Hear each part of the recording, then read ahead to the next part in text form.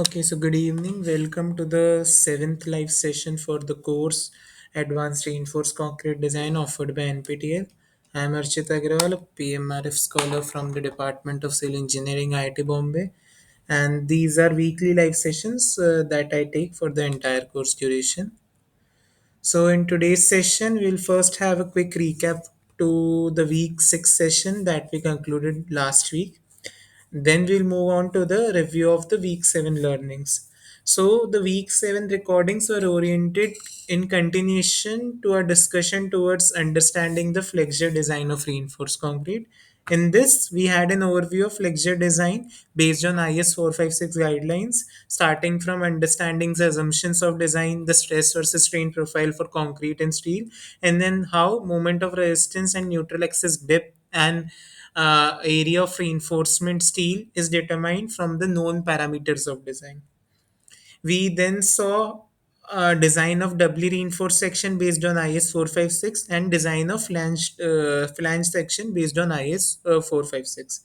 Finally, we had a basic overview of shear behavior of reinforced concrete, understanding the difference between shear and flexure failure and their failure modes. Okay, so today, along with the quick recap to the theory of four different segments, I will introduce you with several questions that will challenge your understanding of the subject. In total, there will be around 12 questions that we'll discuss. There where some are numericals and some are theoretical, and it will help you to get good clarity on the subject. Okay, and at the end, I will make myself available to solve your queries related to any assignment question. So last week we continued discussing about flexure behavior of reinforced concrete. We talked about axial compression effect on the flexure performance of reinforced concrete.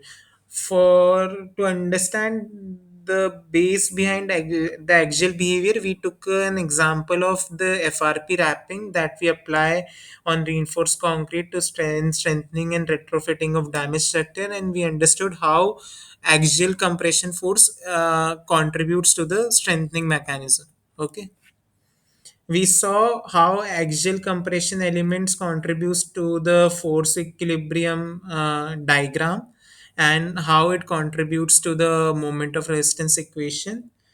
Axial compression element, it adds up with the tensile force to balance the net concrete compression force element, and with an imaginary axis passing through this axial compression force, okay, which acts at the mid of the beam or a section, we can determine the net moment of resistance by the coupling effect of this compression force of concrete and the tension force of steel, and that derivation we saw here. By solving a numerical problem using a modified Excel sheet that I shared with you in the session, we understood how the magnitude of axial compression affects the moment and the curvature behavior. So we saw as the magnitude of axial compression increases, the moment capacity of the section increases and the curvature decreases. Then we talked about effect of compression steel, in which we first understood why compression steel is needed, because the steel in the tension side, it is not enough to sustain the bending action that is imparted on the section. So we need to provide some compression steel also, such that our design doesn't go from under reinforced to over reinforced and still it is bearing the moment. Okay, it helps us to transfer load to compression steel. It reduces creep in concrete. It reduces stress in concrete. It shows less sustained load deflection, and it helps in construction of reinforcing cage. So these are all the reasons that we understood for providing compression steel.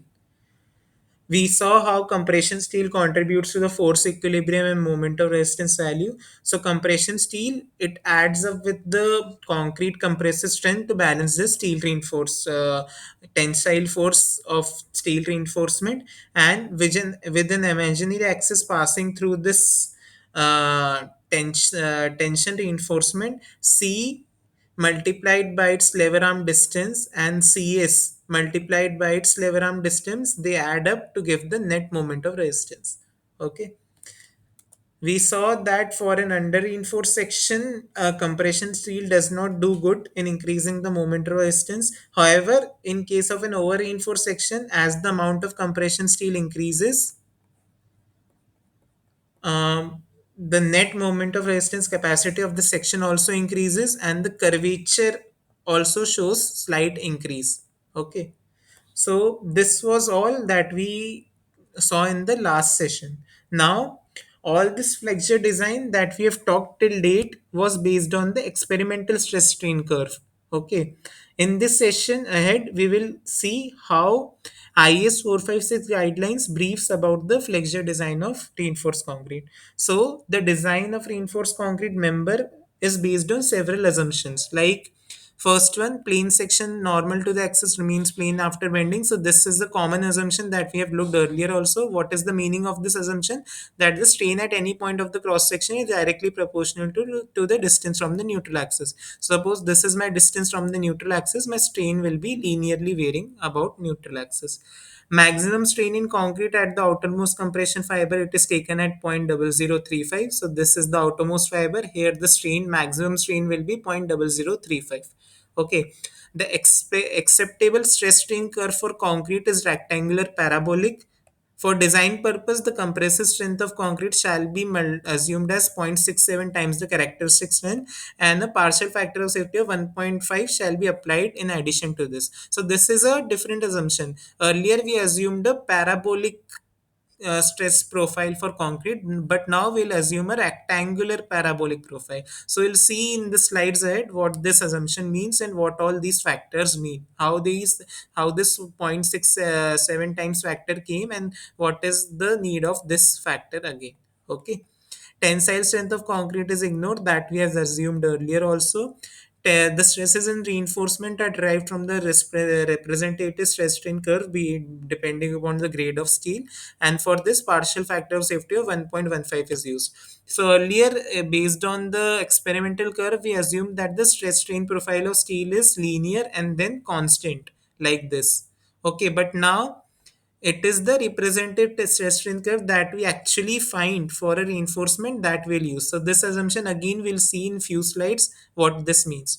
Okay, and the maximum allowable strain in the tension reinforcement at failure shall not be less than 0.002 plus Fi upon 1.15 ES. So if you remember in the design that we saw till date, we assumed it is 0.002, but now the maximum strain will come out to be a little higher.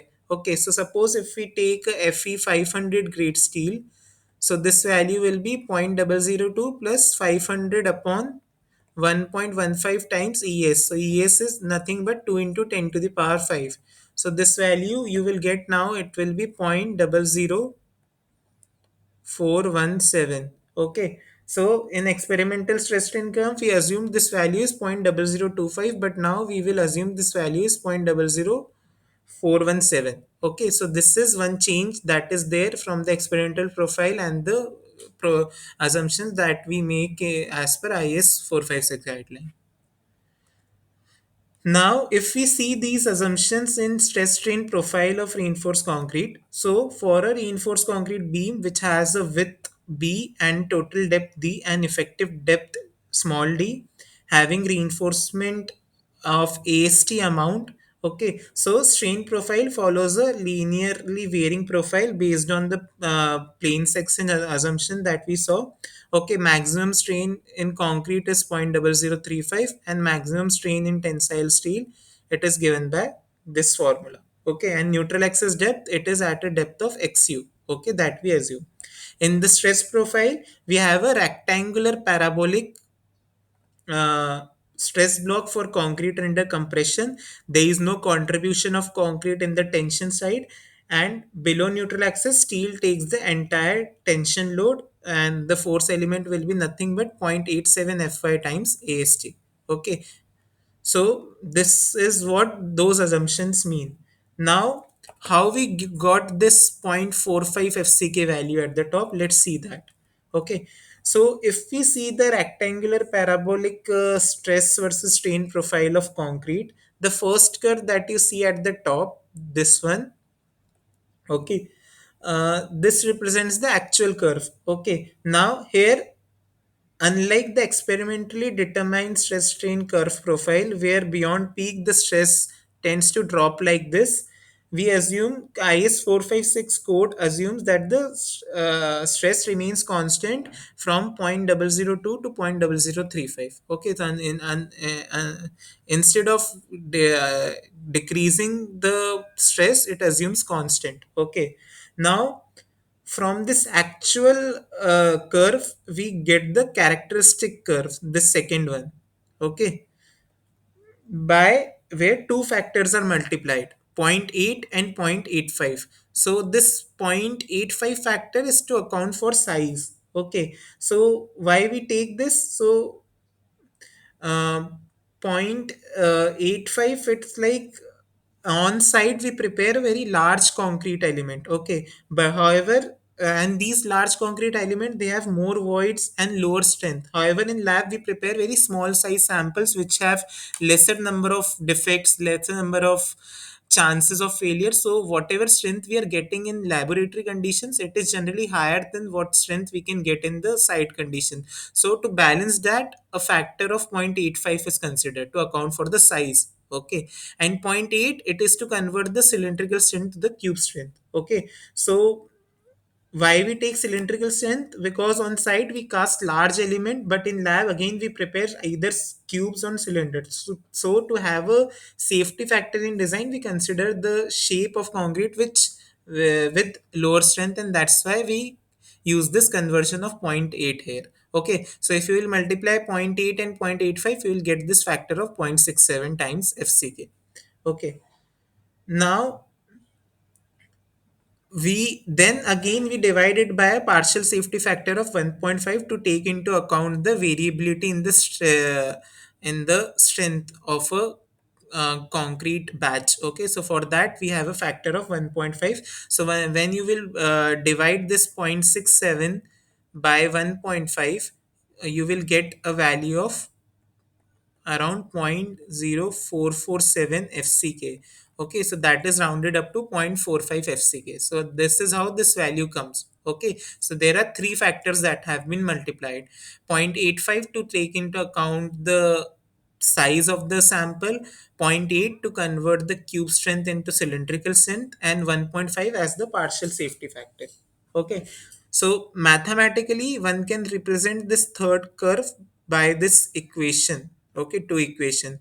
So until the strain in concrete is lower than 0.002, it will follow the Hocknested model. Okay, that we saw earlier. So this is FC dash, which is right now 0.45 FCK into 2 upon 2 into strain upon 0.002. So this is epsilon C dash that we wrote earlier, minus strain upon 0.002 whole square. So this is the Hocknested model that we saw earlier.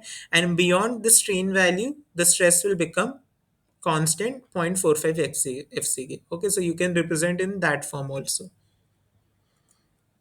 Now, to find the location and the magnitude of net resulting compression force, we use the same method that we used last time around. Okay, so there are two criterias. One, the resultant force should remain the same, and second, the location of resultant force should remain the same. Okay, so we saw last time also when we calculated the rectangular stress block and we found the alpha and beta value, the same similar thing is done here to find where this net compression force will be acting at what depth from the top.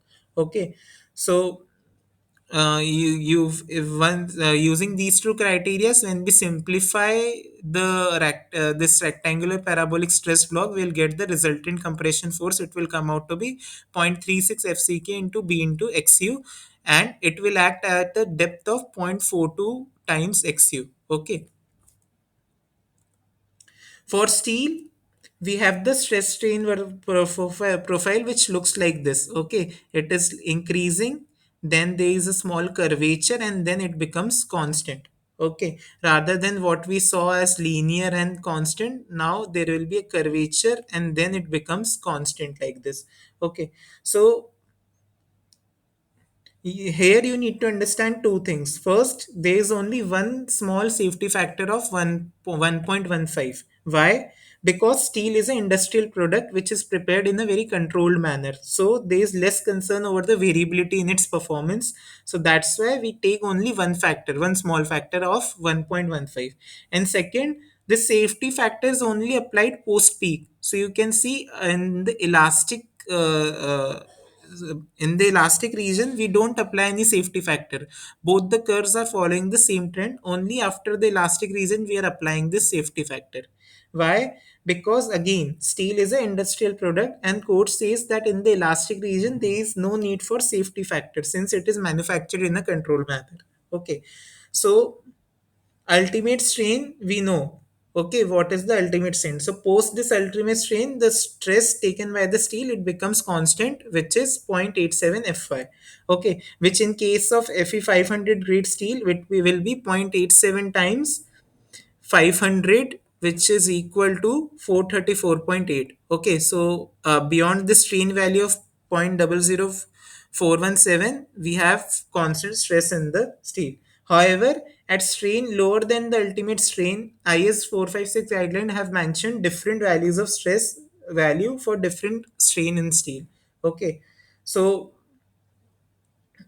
and just to mention, the strain in steel, like they are those which lie in the curved region of the profile. Okay, so in this elastic region, we can calculate the stress in steel just by knowing what is the strain multiplied by the elastic modulus of elasticity. But in this curved region, if we know the strain in steel, we for what will be the stress in the steel, for that IS 456 has given the different formulas. Okay, so if the strain in steel is 0.0074, we need to use zero point 0.8 times FID. Okay, FID means 0.87 times FY. Okay, that is FID. Okay, so we need to multiply this by a factor of zero point 0.8 if the strain is this. Similarly, for different strain values in steel, IS code has given different values of stress in steel. Okay, so once we know the stress versus strain profile of steel and concrete, we can determine the neutral axis depth and the moment of resistance value. Okay, so for a balanced section where both steel and concrete reaches the ultimate strain together, using similar triangle theory as we have seen before. Okay, using the similar triangle theory, we can determine the depth of neutral axis. Okay, so we know epsilon cu upon xu max will be equal to 0.002 plus 0.87 times fi upon es upon this complete d. If this is complete d, this is d minus xu. Okay, d minus xu max. Okay, so applying the similar stress similar triangle property between these two triangle, we can determine the xu max by d value. Okay, because everything else is known to us. Okay, and if everything else is known to us, we can create a table also, because here there is only one variable, which is the grade of steel.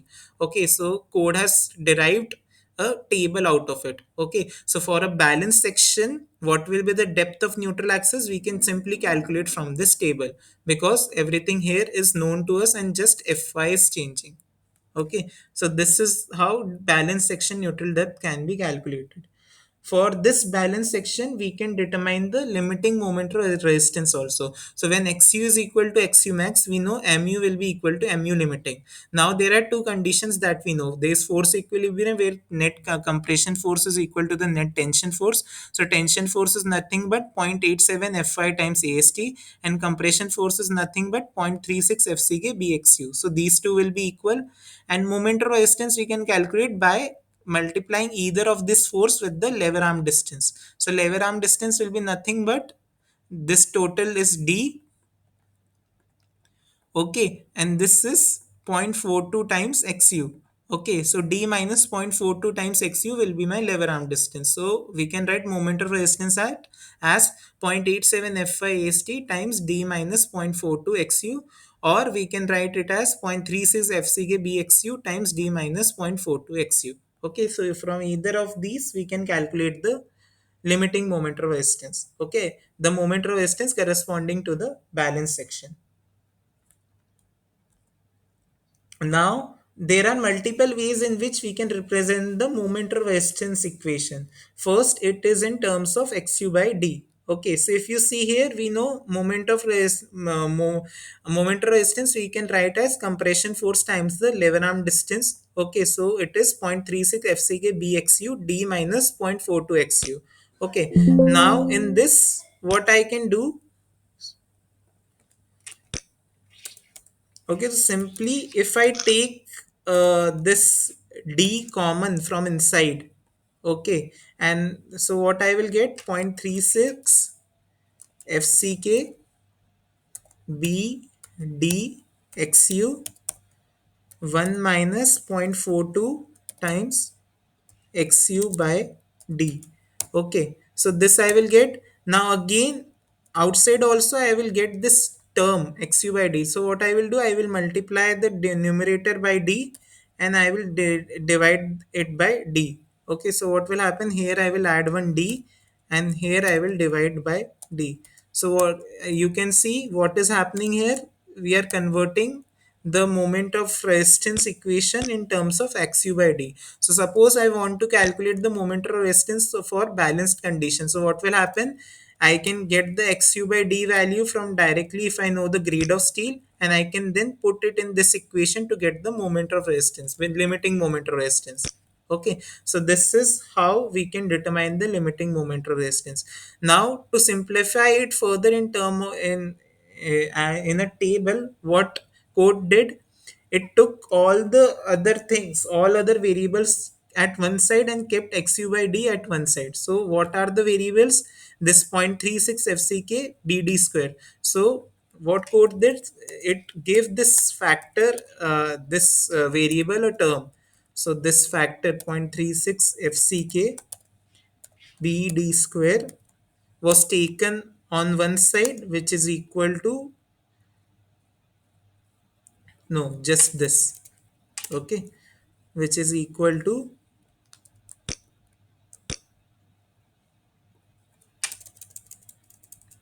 okay, so code kept xu by d on RHS and took everything else on LHS. Okay, and assumed this factor as k. Okay, and derived the value of k based on xu by d. Okay, so we know xu max by d we can calculate from the strain, this table. Okay, which is dependent upon the strain, the grade of steel, and then using based on the grade of steel, if we know the xu max by d value, we can get this k value. Once we know the k value, we can determine the limiting moment of resistance. Okay, so that was the term that was defined as k.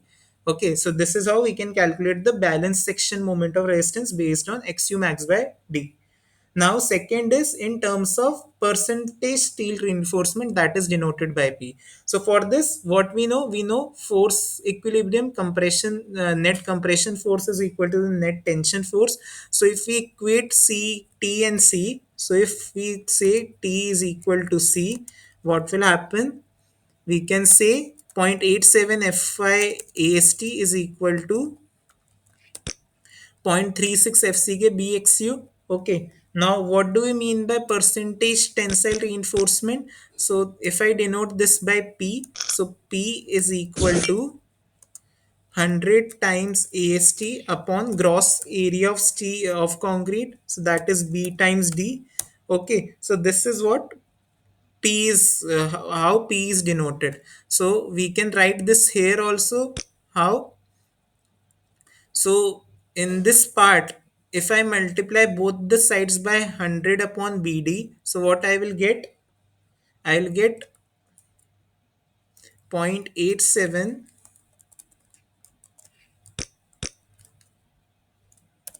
Fy into, I'm multiplying this side by dividing both the sides by BD. Okay, by this factor I am dividing. So it will be 100 times P. Okay, sorry, P upon 100, which will be equal to 0.36 FCK. If I multiply divide by BD, so it will be left with 0.36 FCK XU by D, because B will cancel out from numerator and denominator. Okay, so I can express my percentage tensile reinforcement in terms of xu by d. Okay, how? So if I keep this p by 100 into fy upon fck on one side and all other factors on the other side, so 0.36 upon 0.87, it will be 0.414 times xu by d. So if I know the grade of steel, I can get the limiting xu max by d value, and then I can get the percentage tensile reinforcement that is required for the balance section. Once I know the percentage tensile reinforcement, then just simply putting this value in the moment of resistance equation, I can calculate the limiting moment resistance also. Okay, so this factor, it was denoted by k dash, which I have written here. Okay, so based on the axiom max by d value, we can calculate the balance section reinforcement area also. Okay, so this is how in different ways balanced section moment of resistance can be determined. Okay, so for this code gave different approaches. Now let's see how we can apply these approaches through some numerical problems. Okay, so I have here three problems in which we will approach in three different ways. Okay, so just try to think about one problem at a time. Okay, just think how we'll solve the first question and then we'll see the solution. Okay, and in the meantime, if you have any doubt, you can ask about this design based on IS 456.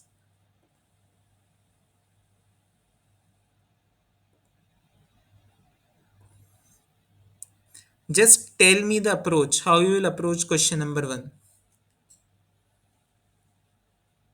So in question number one, it is said a singly reinforced rectangular beam of size 250 cross 500 mm and effective depth of 460 mm is made of 25 M25 grade concrete and Fe415 grade steel.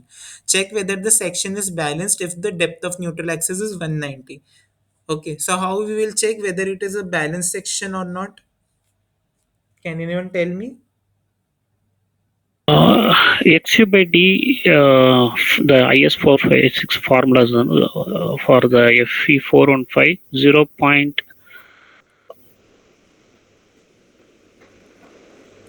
Yeah, 0.497 yeah. So just do the XXU max. calculation. Yeah, Due just to we find the XU max and XU find from the XU by D equal to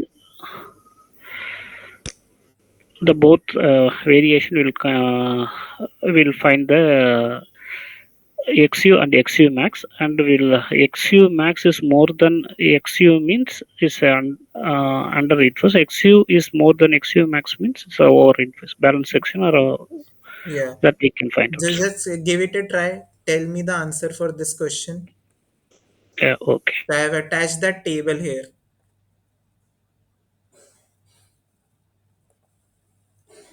So I will also solve along with you.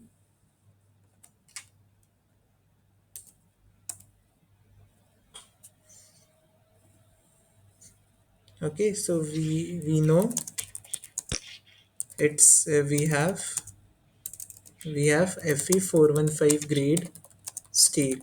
Okay, so for balanced section, XU max by D, we know it is 0.479. Okay, for when we take Fe415 grade steel. Okay, so XU max will be 0.479 times D, and we have been given D is equal to 460. So for 0.479 times 460, which will come out to be 220.34 mm. Okay, now my neutral axis depth x is less than xu max. This means, what this means? Under It is an under reinforced section. Okay, so instead of doing big calculations regarding moment of resistance, limiting moment of resistance, balanced moment of resistance, we can just simply use this table to determine which type of section is this. And since these are only three values, one can even remember the value. Okay.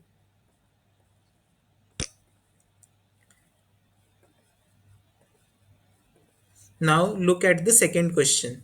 For a singly reinforced beam of width 300 mm, depth 550 mm using M30 grade concrete and Fe4 250 grade steel, the area of tension reinforcement is 3900 mm square. Check whether the section is under reinforced, balanced or over reinforced. Also calculate the percentage reinforcement and compare with the limiting values given in the table. Okay, so how you will approach this question now?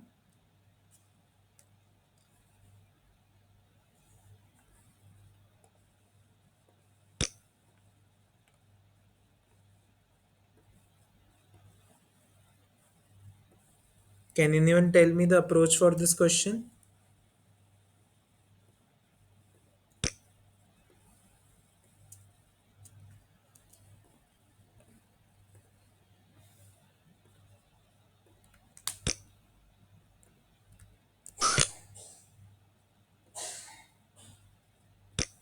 So we saw this last table, okay, where we took XU max by D on one side and we represented it in terms of percentage steel reinforcement. So what was this factor? This factor was K dash that we represented. Okay, so K dash was nothing but the steel reinforcement percent times Fy upon Fck, which is equal to 0.414 times Xu by D. Okay, so if I know this factor Xu max by D for a balanced condition, what it is, then I can determine for a balanced condition what will be my percentage tensile reinforcement. If I know the percentage tensile reinforcement and I know the dimensions B and D, then I can determine the AST value also, because we know how percentage tensile reinforcement and AST are related. If this AST is more than if this AST which is right now provided in this section, it is more than the balanced reinforcement area, then it is an over reinforced design. If it is less than the balanced reinforcement area, then it is an under reinforced design. Okay, got the point? Yes, sir. So for Fe 250 grade steel, we know K dash is equal to 0.220. Okay. So what is K dash? It is PT upon 100 times Fy upon Fck, which is equal to 0.220. Now we know Fy it is 250 and Fck it is 30. So I can calculate PT is equal to 0.220 times 30 times 100 divided by 250. Okay, and this value will come out to be 2.64%. We know PT, then we know what is PT. It is 100 times AST upon B into D, okay, which is equal to 2.64. So AST will be nothing but, this is AST limiting at balanced condition. Okay, it will be nothing but 2.64 times 300 times 500, 550 divided by 100. So and this value will come out to be 4356 mm square. Now what AST we have provided,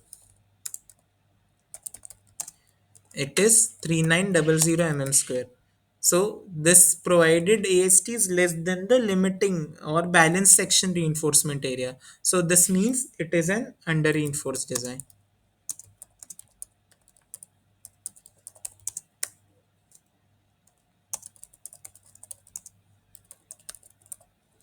Okay. And one more question that we are asked, also calculate the percentage reinforcement. So how we calculate? P is nothing but 100 times AST upon B into D. So 100 into 3900 divided by 300 into 550. So this will come out to be 2.60%, approximately 2.60. So we have provided a little lower area compared to what is required for the balance section. So it is a under reinforced design. Got the point? How to approach, how to use this third table? Yes, sir. Okay. Now we'll see a complete design problem. Okay. The third question, it is now we are not talking about balance section. We need to design the section here. Okay. So just try this question. In this question, what it is given, a rectangular beam is to be simply supported by on supports of 230 mm width. The clear span of the beam the clear span of the beam is 6 meter. The beam is to have a width of 300 mm and an effective depth of 400 mm.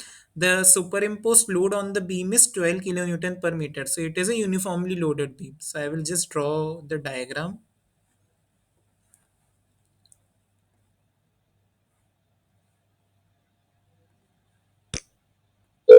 So it is like this is the beam. Okay. The effective span is clear span is 6 meter and it is subjected to a uniformly distributed load of 12 kilonewton per meter. We know the grade of steel concrete and we know the grade of steel which we can use, and we need to design this beam, okay, to sustain whatever bending moment is acting on this beam. Okay, we need to consider the self weight of the beam, assuming yeah, width as unity. Okay, the span of the beam as unity, as 1, okay, 1 meter. And we need to assume that the RC section is this beam is present in a very severe exposure condition. Okay. Uh, so just tell me how you will approach this question.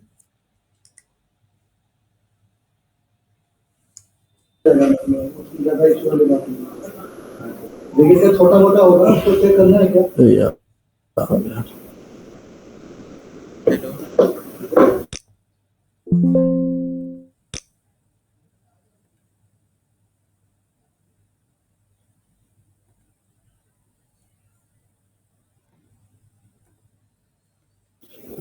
So we find the bending moment and shear force first. Okay. How you will find bending moment and shear force? First of all, you don't know the like how you will find that? Um, is a WL square by 8 that How you will bending find moment. W? Oh, 12 kilonewton per meter. No, sir. But that is just superimposed load. We need to consider the self weight also. Yeah, okay, okay. Size of the beam is there. First, the dead load we have to find out. Hmm. Then the superimposed load. Now, in case of dead load, also you know the effective depth. You know don't know the total depth of the beam. So how you will find the dead load?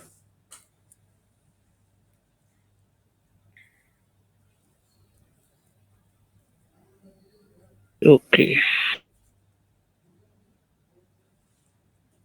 Okay, that I will tell. Okay, once you find the bending moment, WL square by 8, then after that,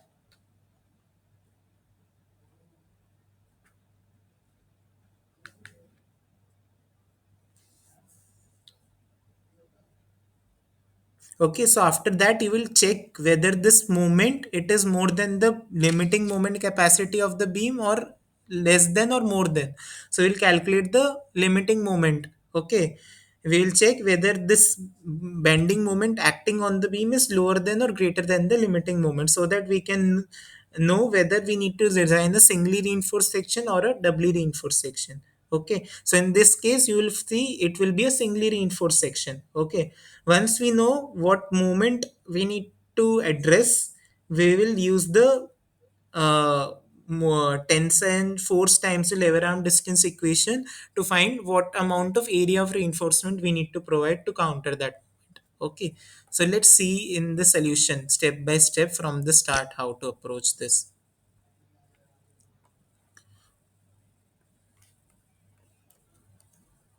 Okay, so first of all,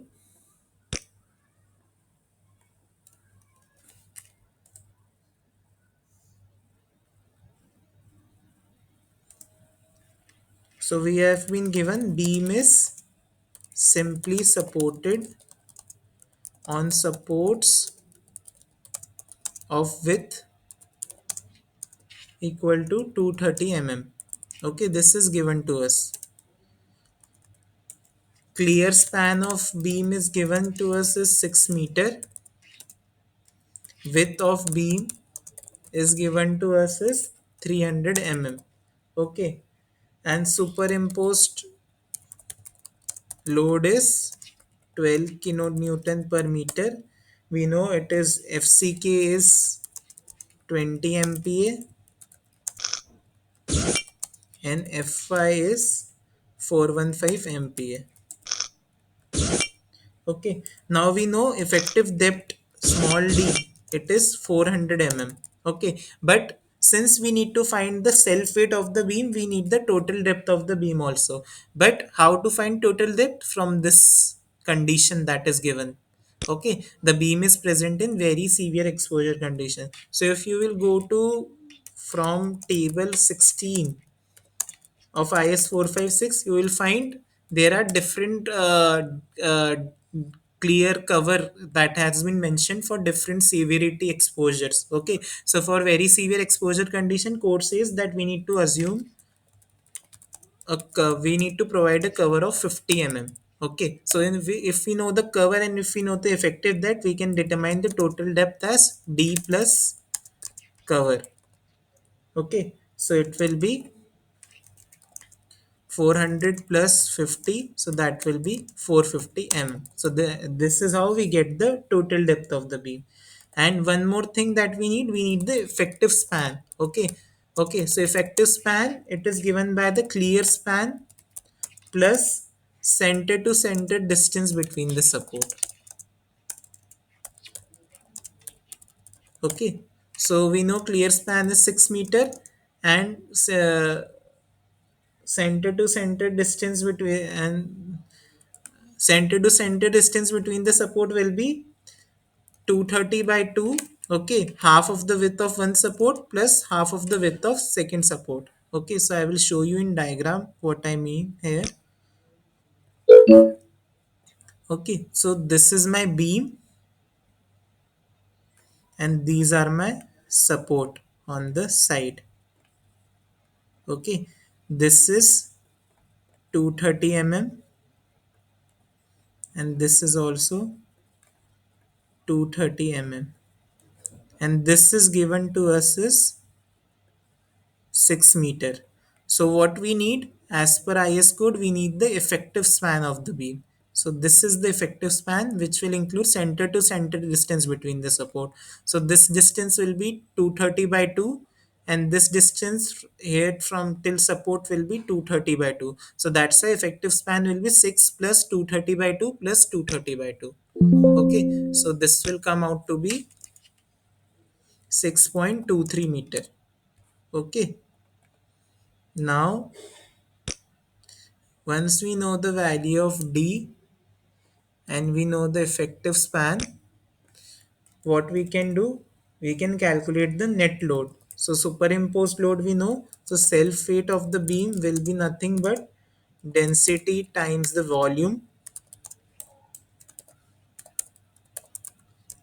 So density of concrete I will assume as 25 kilonewton per meter cube and volume will be nothing but L into B into H. So width is 3.3, total length is total depth is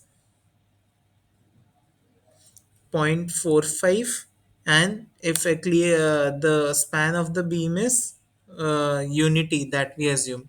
Okay, the the vertical span. Okay, so again I will draw with in a diagram and explain you. Okay, so this is like this span of the beam, it is given to us, we need to assume as unity, and uh, this section. Okay, so this we know the width is zero point 0.3 and the depth is 0.45. Okay, so for that I have calculated the self weight, so it will come out to be 3.375 kilonewton per meter. Okay, so for 1 meter uh, span, this is the total load which is acting. So what is the factored load? We can calculate factored load as total load times the factor load factor that we take. So in IS code it is mentioned that we need to multiply the load by a factor of 1.5. Okay, so it will be 1.5 times characteristic superimposed load 12 plus 3.375. Okay, so this value will come out to be 23.06 kilonewton per meter. So bending moment will be nothing but WL square by 12, WL square by 8. Okay, so it will be 23.06 times 6.23 square by 8. Okay, so this value will come out to be 111.878 kilonewton meter. So this is the bending moment that we need to resist, for which we need to design the beam. Okay, now whether this is more than the balanced moment capacity or less than the balanced moment capacity, how we'll find? So for Fe 415 grade steel, we know Xu max by D is equal to 0.48. From this table you can see Xu max by D is equal to 0.479. We can assume it as 0.48 also for simplicity. Okay, so this is 0.48, so we can say Xu max is equal to 0.48 times D, which is 400, which is equal to 192 mm. Okay, so this is the balance, the neutral axis depth for balanced reinforcement. So we can calculate mu limiting as 0.87 Fy B. No, we don't know ST. So we'll use compression force times the lever arm distance. So 0.36 FCK,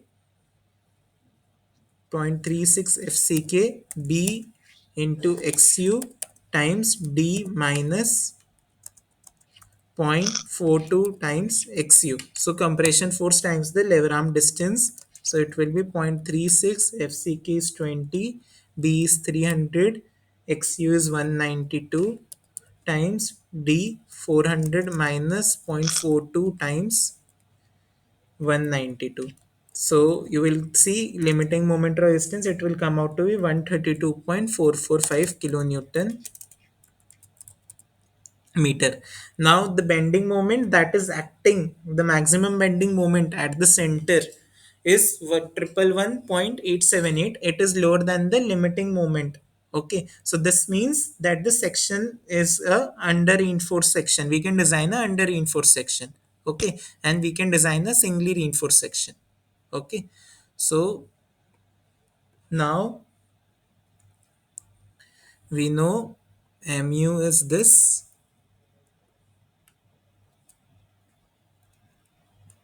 Okay, so we can write mu is nothing but 0.87 Fy AST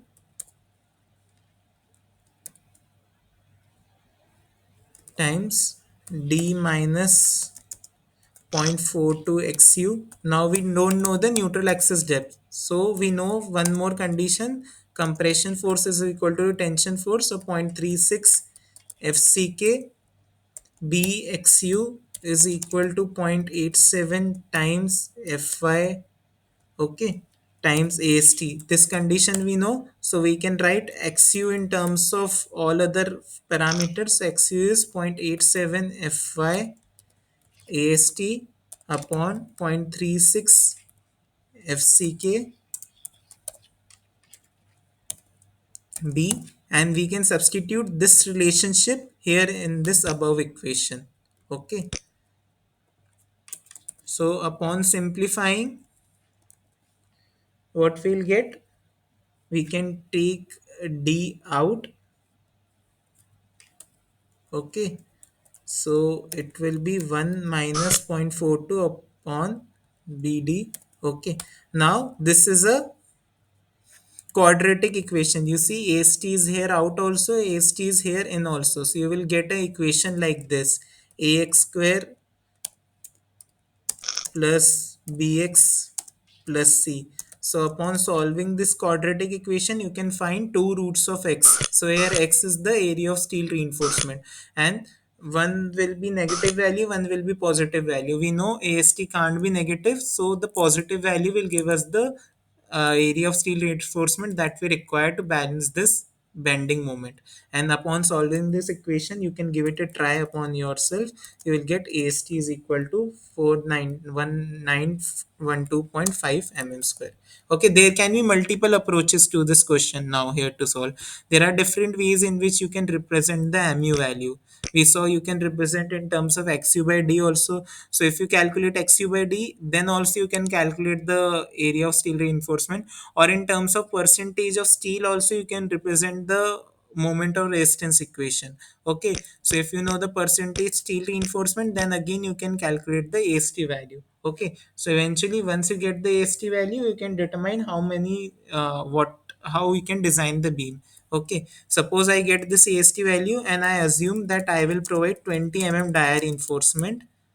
Okay, so what I can do, I can just divide how many number of bars I will require, total area upon area of one reinforcement bar, which is 3.14 uh, r square, pi r square, so 10 into 10. So when you will do, you will get, we need to provide three number of 20 dia bars. Okay, so in this way we can design a reinforced concrete section, okay, from scratch, if we know what loading is acting on the beam. Is everyone clear with this approach? How we did this? How we approached this question? Yes, sir. We Any clear doubt it. in this?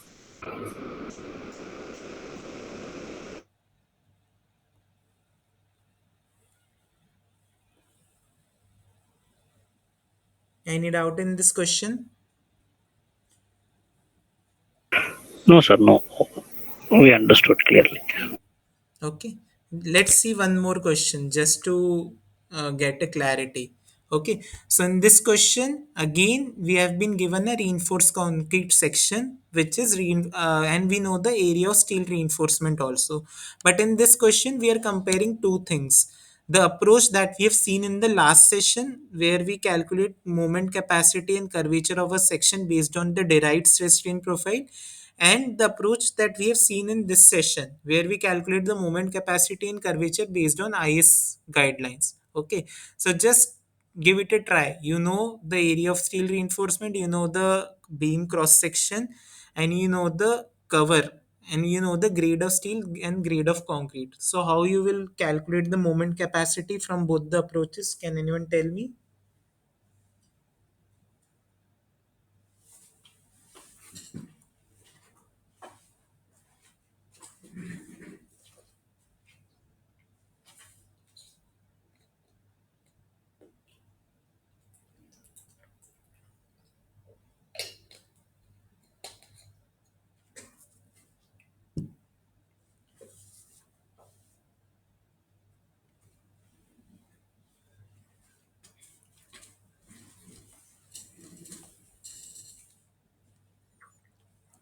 Can anyone tell me how you'll calculate the moment capacity based on IS 456 design?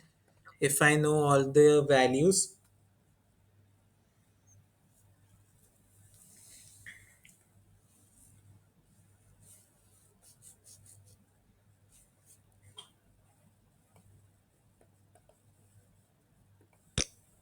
Hello, sir. Yes. Movement capacity from the IS 456 Annex G, mu equal to 0.87 FIST. That formula we can use now. So what will be the moment capacity? Can you do the calculation and tell me? Okay, one second. That formula that you are saying 0.87 FIAC, that is the tension force. I need the moment capacity. So that is 0.487 FIAST D minus 0.42 XU. Okay, so the complete calculation. How you will calculate XU?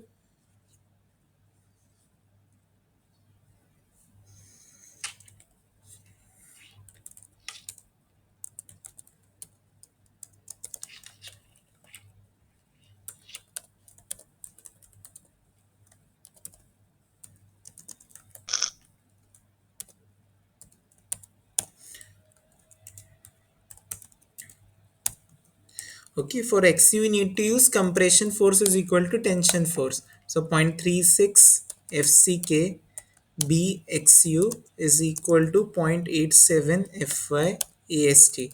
Now in this you know everything apart from XU. So by this you will get the neutral axis depth. Okay, once you know the neutral axis depth, you know the grade of steel, you know the area of reinforcement that we have provided, and you know the effective depth, you will get the moment of resistance value. Okay, and why we are using this tension force times the lever arm distance? Because we know it is an under reinforced section. So in an under reinforced section, steel yields before concrete crushing. That's why we have used this tension force times the lever arm distance. Got the point? Yes, sir, got it. So XU will be 0.87 into 500 into 750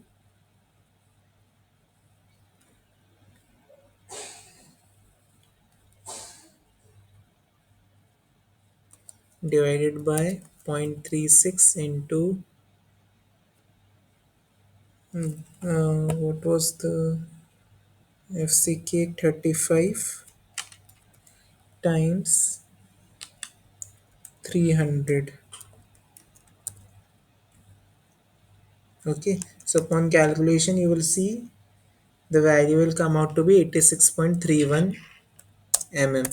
Okay, once we know the XU we can calculate the moment of resistance 0.87 Fy AST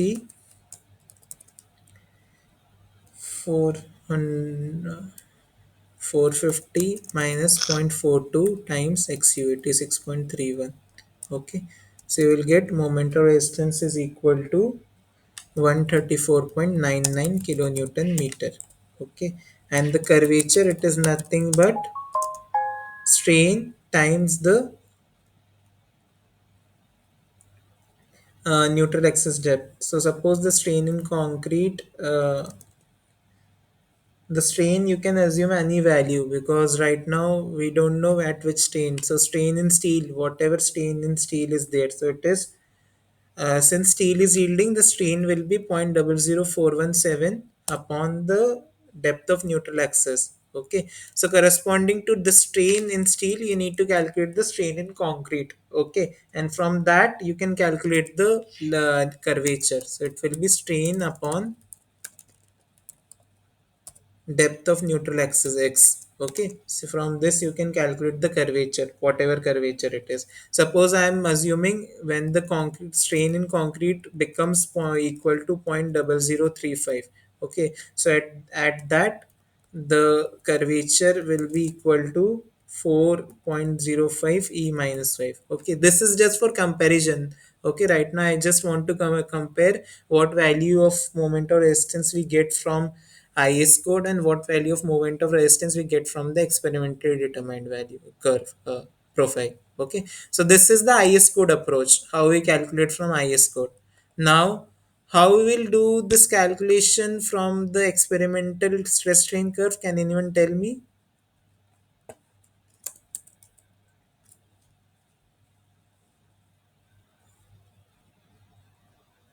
So the actual stress block that we get in experiment, in that we use cylindrical, like we use FC dash, which is the mean strength of cylindrical concrete. However, the in the question we have been given FCK, okay, characteristics compressive strength of concrete, which is the Q strength. So how we will determine the mean strength of cylinder from this? Can anyone tell me how we will determine FC dash It's divided by 1.125. divided by 1 point? So, 1 point. Point eight.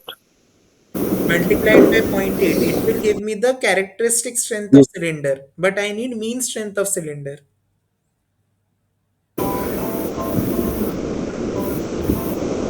Okay, so characteristic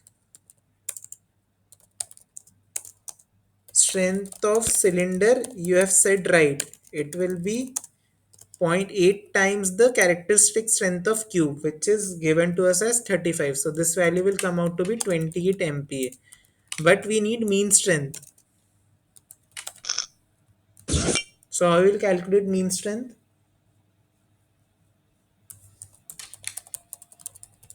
Minus the standard deviation 5%.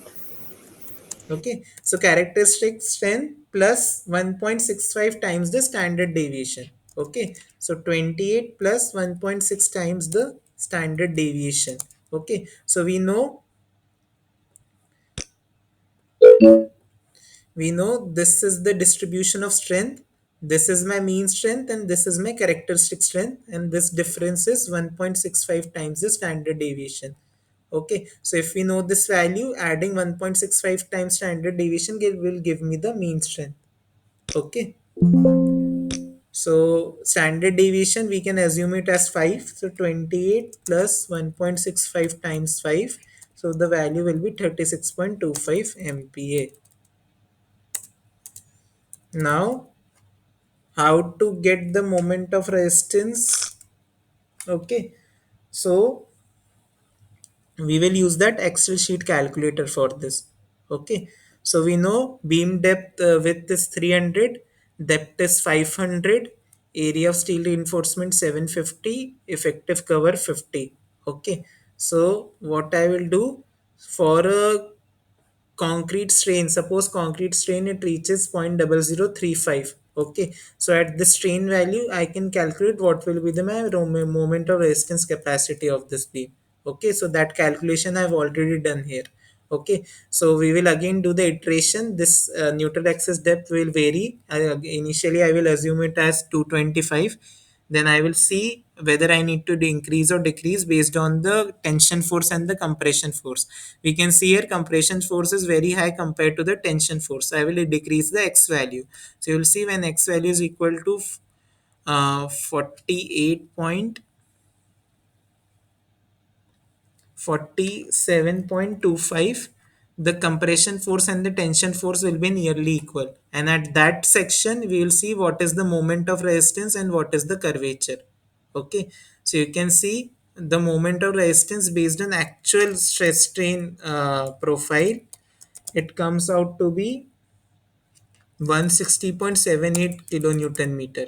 However, from IS code, we determine moment of resistance is 134.99 kilonewton meter only. So we can see how much conservative IS code design are. Okay, based on actual design. Okay, so this problem was just to show you how two approaches are different from each other. Okay, clear with the question? Yes, sir. Clear. Yes, sir. Yes, sir. Any doubt in this singly reinforced beam design?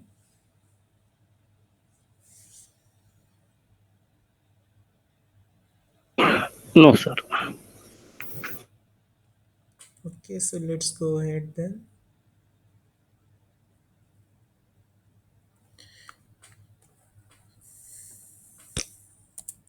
Now let's discuss the design of doubly reinforced section as per IS 456.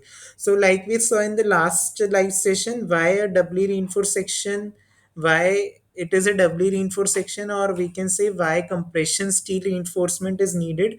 So we know we need a doubly reinforced section when the capacity is less for a singly reinforced section. Suppose I need to resist a bending moment of 200 kilonewton meter, 200 kilonewton meter, and my balanced moment capacity is only 150 kilonewton meter. So what this says that my on by providing steel only on the tension side won't be enough. Okay, I need to over reinforce the concrete if I want to resist the 200 kilonewton meter bending capacity, and over reinforced concrete are never safe options. So that's why we provide steel on the compression side, so that we can keep it as a under reinforced section, and we can resist the bending moment. So when capacity is less for a singly reinforced section, we go for a doubly reinforced section. And what happens in doubly reinforced section? The load is transferred to the compression steel. It reduces the creep in concrete in compression zone because steel is there. It reduces the stress in concrete because again steel is there on the compression side. It less sustained load deflection is there because there is more steel reinforcement area, and since there is steel on both compression side and tension side, it helps us to create a reinforcement cage. Okay, so what this means, so if this is my section, there is steel on the compression side, there is steel on the tension side, there is steel on the compression side. So stirrups, using stirrups we can create a reinforcement cage. Okay, now, so if we revisit the stress versus strain distribution for a reinforced concrete member with compression steel, we know the strain diagram, it will remain the same following that assumption of plane section remains plane after bending. Okay, in the stress diagram, we have an additional force element CS, okay, which is coming at a depth d dash from the top, which corresponds to the compression steel force. The total compression force, it will become as compression force by concrete plus the compression force by steel. Okay, and this will balance the tension force, and the total moment of resistance will be the summation of compression force times the lever arm distance. Okay, so for concrete, the lever arm distance will be d minus 0.42 xu, d minus 0.42 xu. Okay, and for this steel, it will be d minus d dash. So d dash is the clear cover from the top for compression steel. Okay, now how we approach this in design. So as I said earlier in the last session, we need doubly reinforced section when moment acting on my section is so high that it exceeds the limiting moment capacity, that is moment corresponding to the balanced section design. What this means, this means that if I want to balance the external moment, I need to provide steel in the tension side, which makes section or over reinforced section, but we don't want over reinforced design, it is not safe. So what we do, we approach this in two steps. First, we'll determine the limiting moment of resistance. Okay, and we'll provide steel in the tension side just to balance this limiting moment of resistance. Now there is additional moment that is left. Okay, so the additional moment is nothing but the total moment times the limiting moment. Okay, and for this additional moment, we'll design the compression steel. Okay, now there is a catch here. So in this initial block that you see for balanced reinforcement design, concrete and steel, concrete on the compression side and steel in the tension side, they have balanced each other out to generate this mu limiting. Okay, now for providing this additional m that we are denoting by mu2, we just can't provide steel on the compression side because we need to follow the equilibrium of force also. So to balance the steel on the compression side, we need to provide some additional steel on the tension side also. Okay, and for this you can see there are two reinforcements, ASC and ASC2. Okay, so just try to understand, concrete is completely consumed in the design for the balance section. Okay, now for providing additional steel, we need to provide steel on both the sides so that they can balance this equation, C is equal to T. Okay, so T will be nothing but my AST2. Okay, it will be 0.87 Fy AST2, and the compression steel, it will generate a force of FSC into AC. So FSC is the stress in the compression steel, and AC is the area of the compression steel. Okay, now you will find AST2 and AC. So by the moment of resistance that this section needs to resist, so mu2 we know, so we can determine AST2. Okay, easily. Okay, we know this distance, lever arm distance is d minus d dash, so I will determine AST2, and similarly I will determine ASC. FSC, how I will know? Based on the strain diagram. So we know from strain diagram what will be the strain at this section, d dash. Okay, based on the strain at this section, I can determine the stress in the compression steel, and then I can determine the FSC value. Okay, so let's see how we approach this design using one numerical. Okay, So this is the numerical. We need to design the doubly reinforced beam with the width 230 mm and effective depth of 500 mm subjected to a factored load of 200 kilonewton meter. And we need to assume the depth of neutral axis, depth of compression steel, it is given as 50 mm. Okay, and we know the grade of concrete and we know the grade of steel. Okay, so how you will approach this question, can anyone tell me?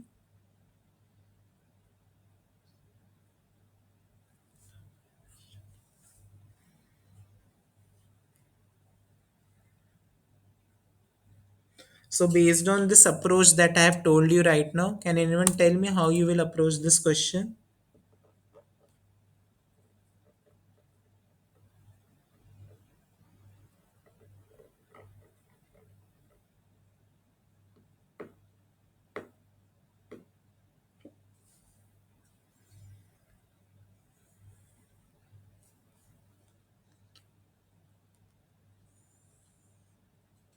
Any idea? I will give you like couple of minutes to think. If anyone knows, they can just unmute and speak.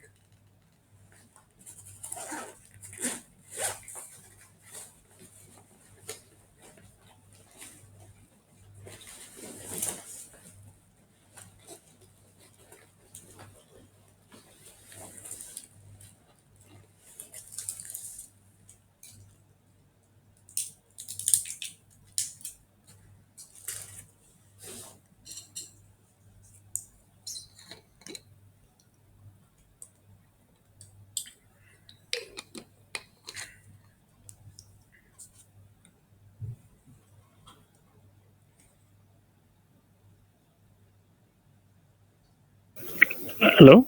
Yes. So first we find the XU limit, XU limit max, XU max. Yeah. Then after that we have to find the MU limit, Yeah. and this is already MU max they given 200 kilometer meter. The different MU balance for the what AST, no, ASC and AST we have to find according to the formula. Okay, so the approach is first you need to design this first concrete, first AST1. So what you will do, this is corresponding to balance section. So you will find MU limiting. Okay, MU limiting. Once you find MU limiting, you will find the area of steel reinforcement for this balance section. Okay, that will be AST1. Now for the remaining moment, this total 200 minus MU limiting, you will find AST2 and ASC. Okay, Okay. so let's see the solution.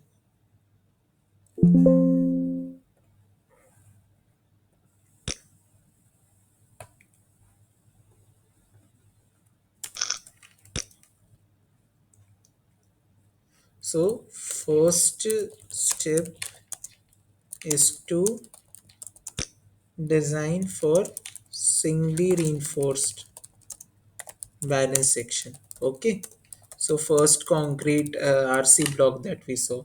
So for this we need to find MU limiting. Okay, so for FE 415 grade steel, we know XU limiting, it is given by 0.479 times D. So it is 0.479 times 500. So it will come out to be 239.5 mm. Okay. So MU limiting will come out to be 0.36 FCK 20 D 230 XU limiting 239.5 D minus 0.42 XU limiting. So 500 minus 0.42 times 239.5. So this would come out to be 158.41 kilonewton meter. Okay, this is my MU limiting. Now for this balance section, the area of steel reinforcement AST1 will be So we can write mu limiting as 0.87 Fy AST1 times D minus 0.42 times XU. Okay, all other values we know, just AST1 is unknown to us, so AST1 you can determine it will be 158.41 times 1000 times 1000 divided by 0.87 into 415 into 500 minus 0.42 times XU, 239.5. So upon solving this, you will get AST1 will come out to be 1098.5 mm square. Okay, so this is for the that balanced reinforcement. Okay, this first block we have designed. Okay, now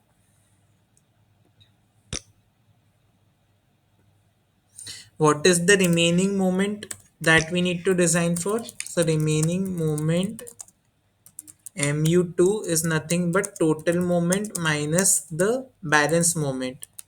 Okay, so total moment is 200 and balance moment we got it was 158.41. Okay, so remaining moment is 41.59 kilonewton meter for which we need to design. Okay, so this is my mu2. So ast2 I will get from this equation. Okay, so ast2 we can write as mu2 41.59 times 1000 to convert kilonewton into newton and meter into mm divided by 0.87 Fy is 415 times d minus d dash 500 minus 50. Okay, so upon solving this you will get ast2, so it will come out to be 255.98 mm square. Now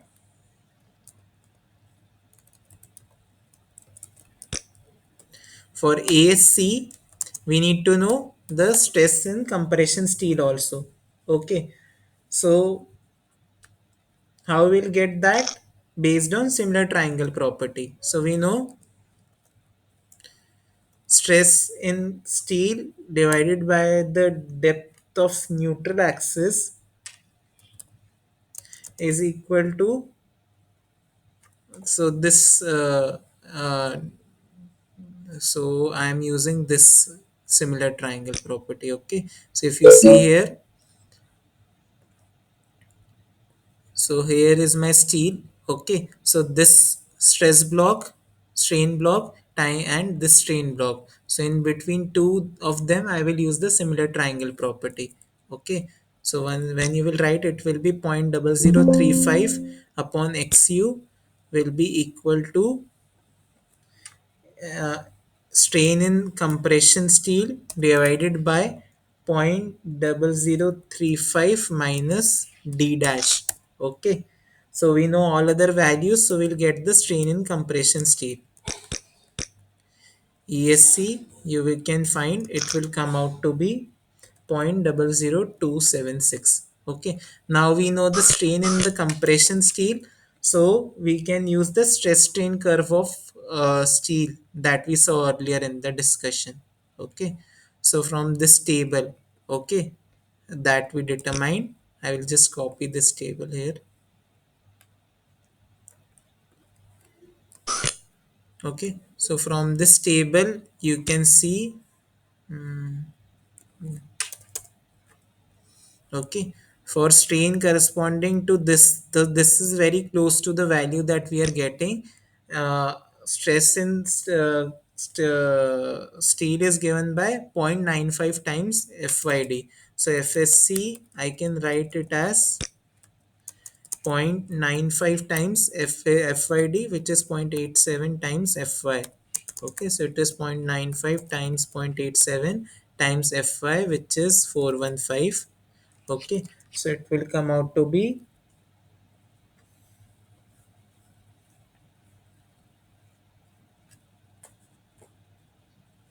Just let me do the calculation. 0.95 times 0.87 times 415. So it will come out to be 342.99 MPa. Okay. Now we know FSC, so we can determine the area of compression steel reinforcement also. Okay, so I will just subtract this and subtract this. So we know FSC. So how you will find using this equation, AC is equal to mu2 upon FSC into d minus d dash. Okay, so this equation I will use now. So mu2 we know it is 41.59 times 1000 times 1000 divided by FSC 342.99 times d minus d dash 500 minus 50. Okay, so upon doing this calculation, let me do.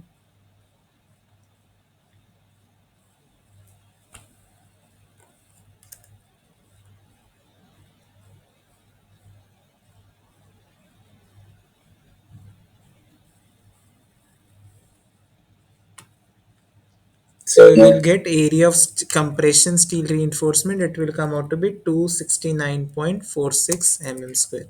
Okay. So in this way, we design the doubly reinforced section. Okay. We first found the limiting moment of resistance. We got AST1. We found the AST2. So AST2 plus AST1 will give us the total reinforcement in the tension side. And then we determine the stress in the compression steel, and we found the area of compression steel reinforcement. Okay. Any doubt in this? Any doubt in this approach? How we approach a doubly reinforced section design? No, sir.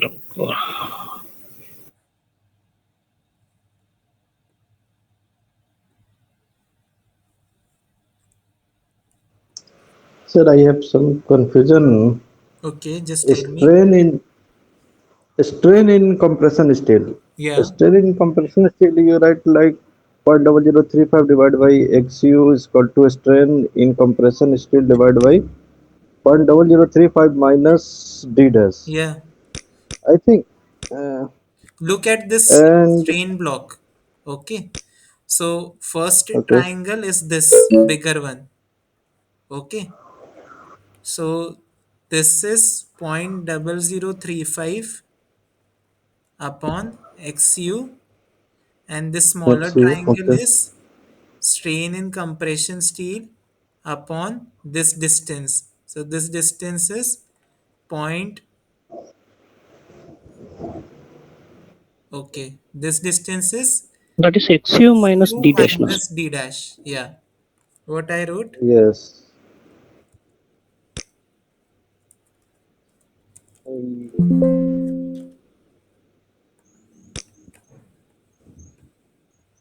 You wrote 0.0035 minus D dash like that. You wrote that Ah, time. sorry, this is XU minus D dash. Okay. I did the calculation using this only, and I mistakenly wrote 0.0035. Okay. So this Okay, sir. epsilon SC, if you will calculate, it will come out to be 0.0035 times XU 239.5 minus 50 upon 239.5. Okay, so when you will calculate, the value will come out to be this 0.00276. Okay, okay, sir. Thank you, sir.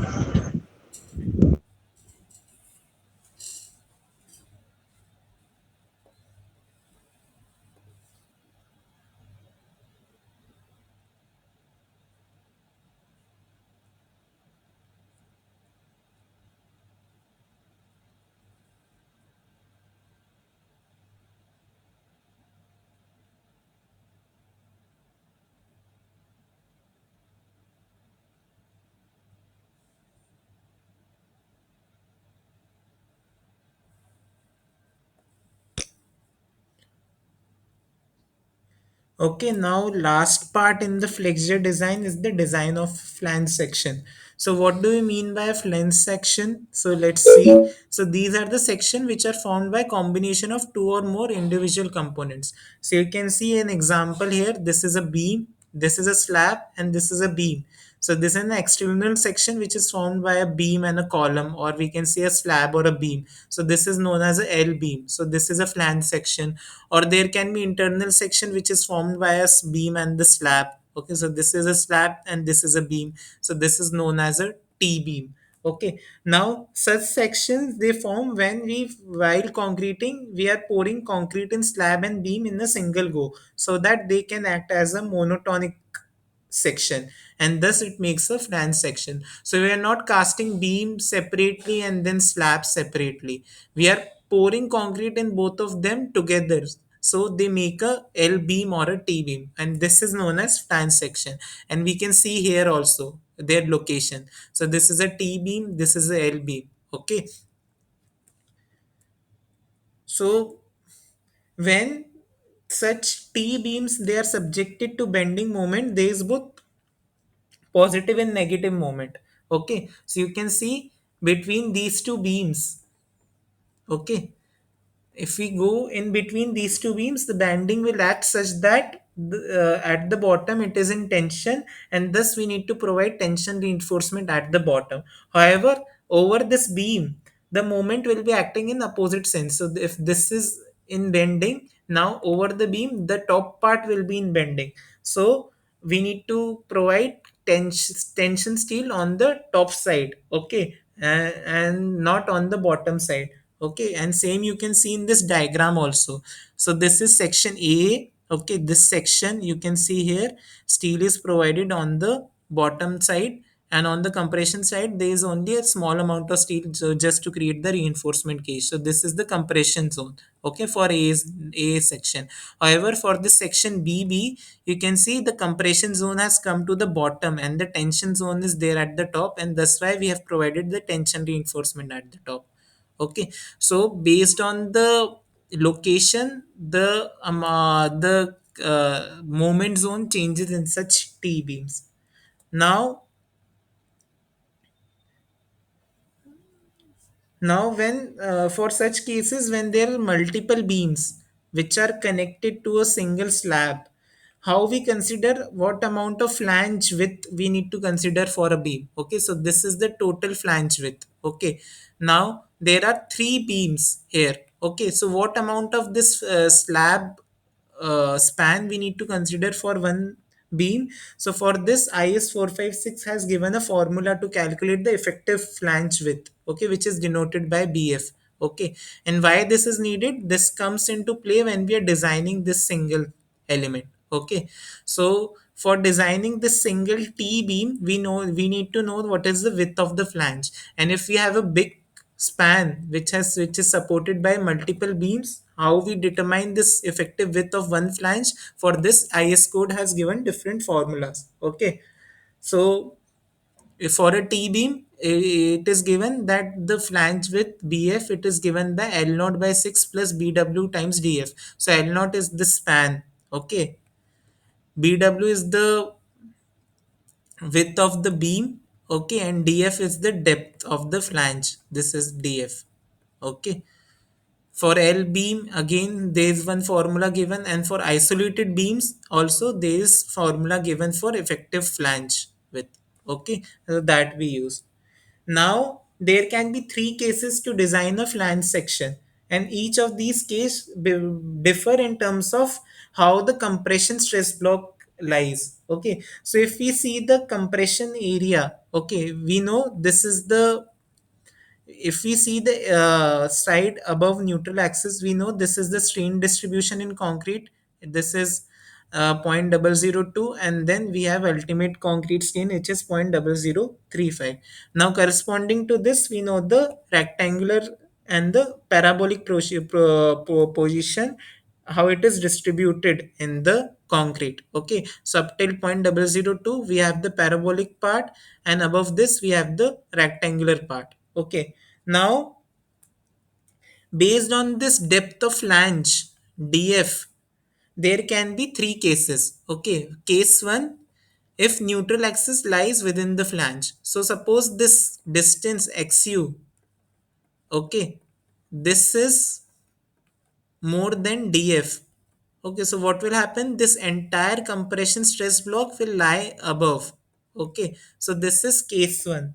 Okay, second case, if neutral axis lie below the flange. So if xu is less than df, okay, so what will happen? Some part of this compression block will be in the flange, some part of this compression block will be in this beam. Okay, so this is case two. Okay, now in this case, where neutral axis lies below the flange, there can be again two cases. Whether this complete rectangular part of the concrete stress block it is lying above, or some portion of the rectangular stress block is lying above. So you can see here, that's why there are two cases again for XU uh, more than DF. Okay, there are two cases. What are these two cases? Neutral axis lie below the flange and flange is uniformly stressed. And third case is neutral axis lies below the flange and flange is not uniformly stressed. So based on this distribution of this rectangular part, again there are two cases that are created. And for each case, design is done differently. That we'll see now. Okay. Now, how to judge which case we need to design for? So as we did earlier, we need to assume a depth of neutral axis. That x value we will assume, and we'll calculate c is equal to t, and we'll check when c is equal to t, what is the x that we are getting, and corresponding to that we'll see whether it is less than df or more than df. So if x is less than df, then the case is simple. This first case, that neutral axis lies within the flange and flange is uniformly stressed. Okay. However, the differentiation in for the second and third case will be done by this df by d factor. Okay. So for a balanced section, we know epsilon SU it is 0.00417. Okay. So based on similar triangle property, if we see this is DF and this is D. Okay. So we can calculate by similar triangle property what is this DF by D for a balanced section. It is zero point 0.2. Okay. So what code says, if X is greater than DF and df by d is less than zero point 0.2, then it means that we are in the second case, that neutral axis lies below the flange and flange is uniformly stressed. Okay, if x is greater than df and df by d is greater than zero point 0.2, that means that neutral axis lies below the flange and flange is not uniformly stressed. Okay, so based on this df by d factor, we have that the judgment which case it is belonging. Okay, now how we design each case? So for first case where x is less than df, the design is very simple. We know compression force is equal to the tension force. So in this, just in this element 0.36 fck bxu, so this b will be the width of the flange bf. Okay, so this is the only change that will come in the formula. Okay, just instead of b we will take bf, so we'll get the x by d value and we can determine the moment of resistance. Okay, just by keeping instead of b we'll just use bf in the previous formulas. Okay, now if neutral axis lies below the flange, that is x is greater than df and df by d is less than zero point 0.2. So what code says that we need to calculate two moment of resistance. One is due to this rectangular part and one is due to this middle part. Okay, and these two side parts. Okay, so mu1 it is just given by this part. Okay, we can write it is 0.36 fck bw. This is the width of this part bw times x d square into x by d, 1 minus 0.42 x by d. And for the slab part, these two part, we know the stress will be 0.45. Okay, 0.45 fck. Okay, so this is, and the area will be bf minus bw by 2 times the df, depth is df and distance is d minus df by 2. So this total distance we know it is d, and this top distance of this rectangular part is df by 2. Since this is a rectangular block, we know stress will act at the middle, so that's why lever arm distance is d minus df by 2, and total moment of resistance will be mu1 plus mu2. Okay, so this is for the second case. And for the third case, where this rectangular block, the slab part is not uniformly stressed, so code says it introduces a new parameter which is known as yf. So yf is given by zero point 0.5 times x plus 0.365 times df. Okay, and for that again code has given two formulas: mu1, which is for the rectangular slab part, and mu2, which is for this beam part. Okay, this is mu1 and this is mu2. So mu1 will remain the same as we did at the last time, and in mu2 we will have now yf as the factor instead of x. Okay, and the summation of both will give us the net bending moment capacity of the section. Okay, so this is what code has said in different clauses to design the flange section. Okay, now to understand how we'll approach this, let's see one question. Okay, before that, let's see how we simplify this, like how we approach the solution. Okay, so what we know width of the sections, we know the depth of the section, area of steel, grade of steel, concrete grade, and clear cover. We will calculate x, we'll assume a x value, and we'll calculate the tension force and the compression force. We will readjust the x value until we get c is equal to t. Once we get c is equal to t, we'll check, compare x and df. Okay, okay, if x is less than df, we know we are in the case 1. Okay, if x is greater than df, then we'll calculate df by d. Okay, df by d, if it is less than zero point 0.2, we know it is the case 2. If df by d is greater than zero point 0.2, we know it is case 3. So accordingly, we'll use the moment of resistance equation to calculate the moment of resistance capacity. Okay, so this is how we approach the question. Okay, now to understand this approach, let's see one numerical. Okay, so this is the numerical.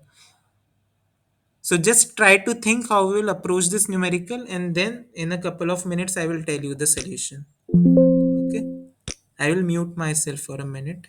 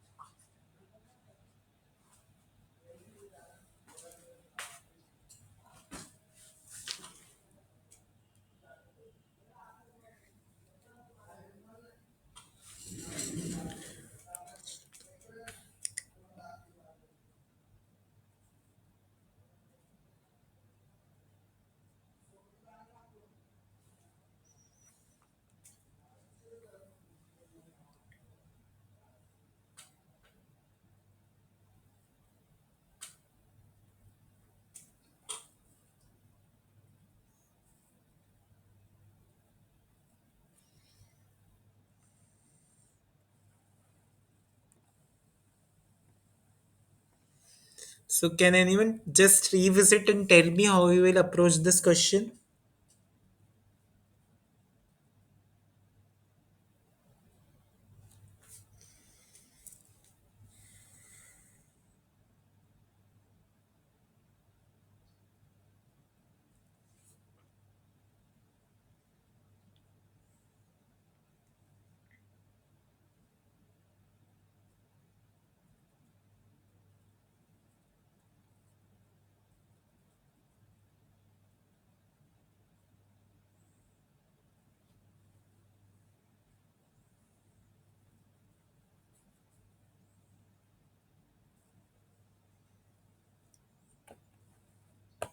Okay, let me tell you the solution.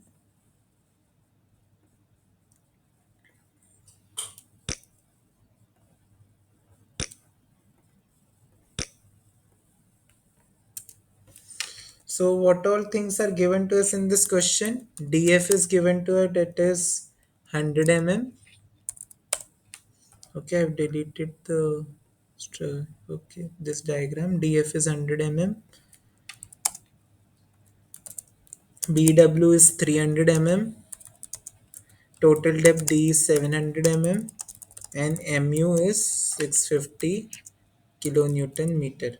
Okay, we have been asked to use Fe415 grade steel, but we don't know the effective depth d, but we have been given that it is in moderate exposure condition, and as per is code, for moderate condition, the clear cover that we effective cover that we need to provide, it is 40 mm. So small d we can calculate it as 700 minus 40 minus 10. We are assuming that we are providing 20 mm dia reinforcement, so it will come out to be 650 mm. Okay. Now, first step is to calculate the effective width of the flange. Okay. So for that, I will use the formula, since it is a T continuous T beam. We saw initially for continuous T beam, the formula is L naught by 6 plus BW times 6 times DF. So it is L naught by 6, 3000 by 6 plus BW 300 plus 6 times DW, 6 times DW is 100. So it will come out to be 1400 mm. Okay, this is the effective width of the flange. Now I don't know the depth of neutral axis. Okay, so I will assume one case. So let's assume x is less than df. Okay, I don't know what is the value of x. So if I assume x is less than df, then it means that I am considering case 1. Okay, so for case 1, mu is given by 0.36 fck bf into x d minus 0.42 times x. Okay, so we know all the values, mu fck bf d, everything we know. We'll get the value of x, so x value will come out to be 83.86, and we know df is 100.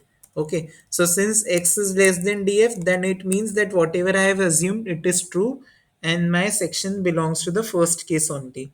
Okay, so I can determine area of steel reinforcement basically by 0.36 fck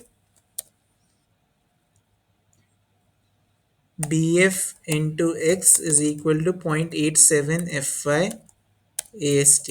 Okay, from this you can calculate the value of AST, and once you will calculate the value of AST, it will come out to be 2923.838 mm square.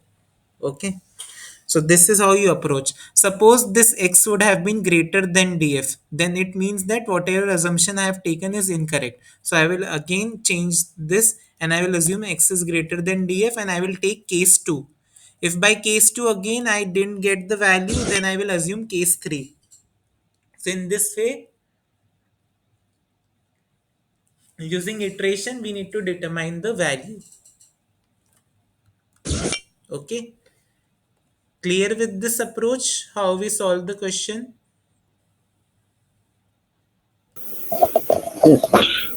Okay, this is based on all iteration. Okay, so you need to assume a value of x, you need to use uh, the equilibrium equation, the moment of resistance or the equilibrium equation based on whatever it is given in the question, and then you need to check which case you are belonging to, and then you need to give the final calculation. Okay, so since we are just out of time, I will just quickly go through the remaining part. Okay, this is just theoretical now, there is nothing numerical left. Okay, so this was all that we have discussed for flexure design. Now we are starting with the shear. So in general, we know there are two types of failure mode in reinforced concrete. There is flexure and there is shear failure. But what is the difference between the two? Okay, so we know in flexure failure, it occurs when the load in the beam exceeds the flexure capacity or the bending capacity. And this failure can occur in two ways. There can be flexure tension failure and there can be flexure compression failure. So in flexure tension failure, what happens? Steel yields before concrete, and we see such kind of cracking happening on the tension side. In flexure compression failure, what is happening? Concrete yields before steel, and we see cracking happening on the compression side. However, in shear failure, what happens? It occurs when shear force exceeds the shear capacity of a beam. Okay, and what do you mean by shear force? So this is a force that tends to produce a sliding friction effect failure on a material along a plane parallel to the direction of the force. So if you see the free body diagram of a beam and you take a small section A here, so bending moment it is producing like this, and there is shear force which is acting parallel to the loading direction. Okay, when this shear force exceeds the shear capacity of the beam, we say that shear failure will occur. Okay, and due to bending moment, we know there is compression zone and there is tension zone that is created. Okay, now as we said, shear failure occurs when shear force exceeds the shear capacity. How this failure appears?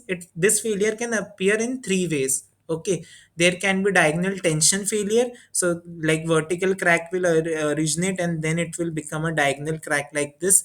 There can be diagonal compression failure, where the crushing in concrete will take place at the tip where the loading is happening, and then it will grow.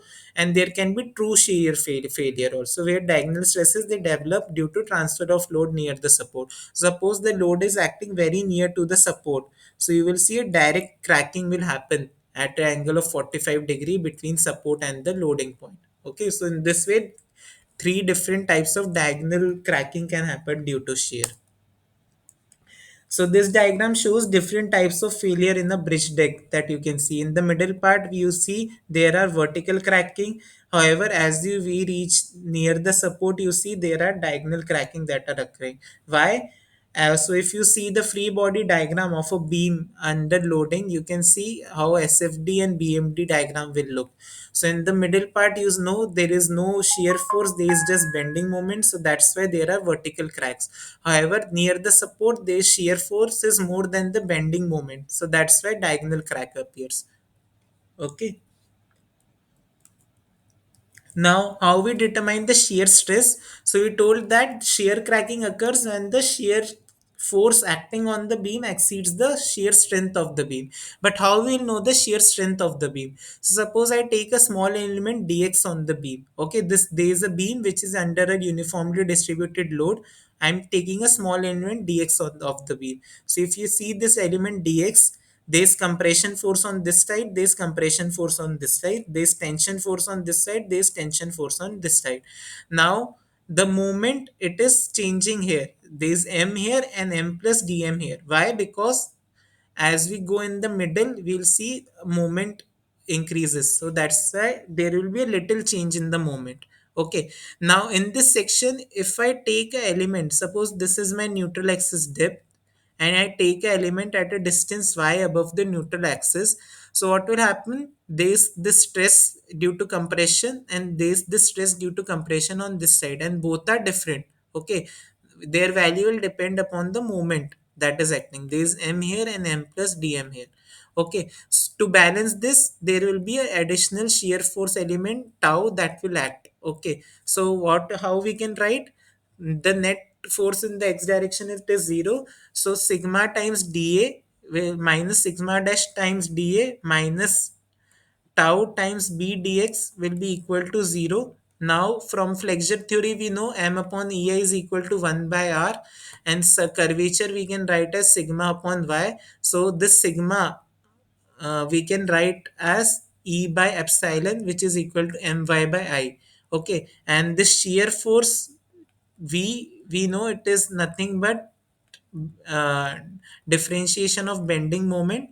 So when you substitute both these equations in the formula, what you will get, tau will be equal to v q upon ib, and this is the formula that we use to calculate the shear stress of a concrete.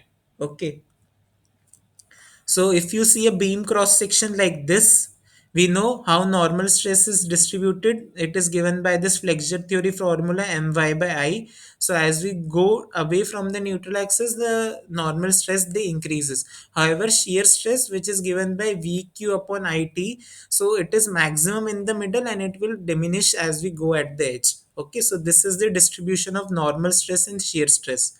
Now for design purpose, what we do, we assume this as a rectangular block rather than this parabolic block, and this rectangular block, it is denoted by tau average, and it is equal to uh, it is related to this tau max. So tau max, we know it is acting in the middle. So this tau max, it is 3 by 2 times v by d, and v by d is tau average. Okay, so this is the relation between tau max and tau average. Okay, clear with this theory? So I've just moved quickly because this is a very simple theory, and I don't think so there will be any confusion in this theory. Is there any doubt in this theory part? No, sir, we will review it. So just quickly answer these two some simple questions, so that I am clear that you understood the theory. What will be the answer for question number 8? In an under-reinforced beam, flexure failure is considered to be more desirable than shear failure. Why?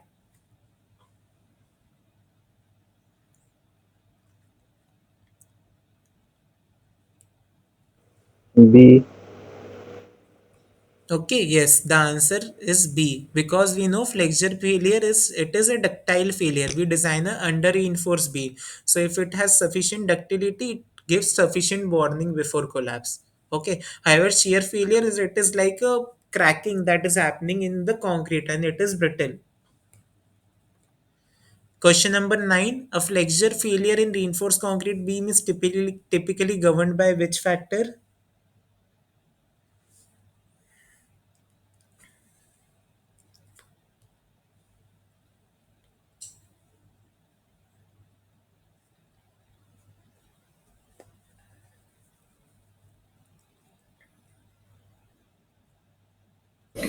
B, sir.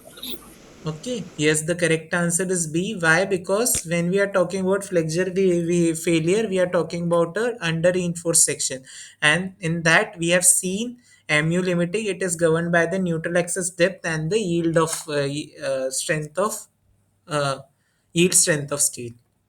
Question number 10. Shear crack in reinforced concrete beam is generally develops at what is the type, like what is the crack pattern? Inclined. C. Yes. Okay. So you have seen in these examples, the cracks, they are developed as inclined cracking, and these crack, they are inclined at an angle of 35 to 45 degree, 30 to 45 degree. Now, a combined shear flexure crack usually initiates where?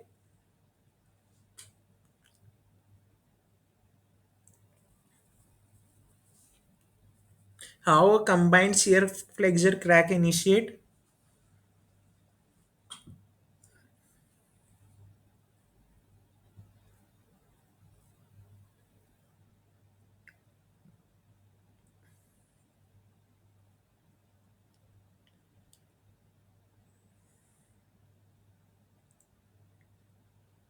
Yes.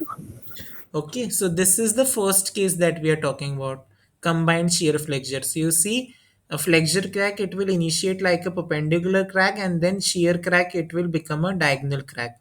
Okay, so combined shear flexure crack, they initiate vertical at the tension phase, and then they curve diagonally towards the support. Which statement is true regarding flexure and shear failure?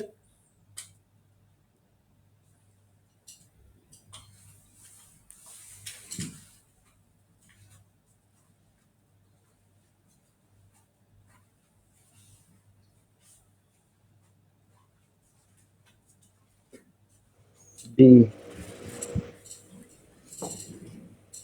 So correct answer will be B for this. So flexure is a ductile failure which gives us the warning. However, shear failure is sudden and brittle. Okay. So since shear failure is dictated by concrete, it is a brittle failure. While flexure failure, it is dictated by steel, so it is a ductile failure. Okay. Clear? Yes, sir. Clear.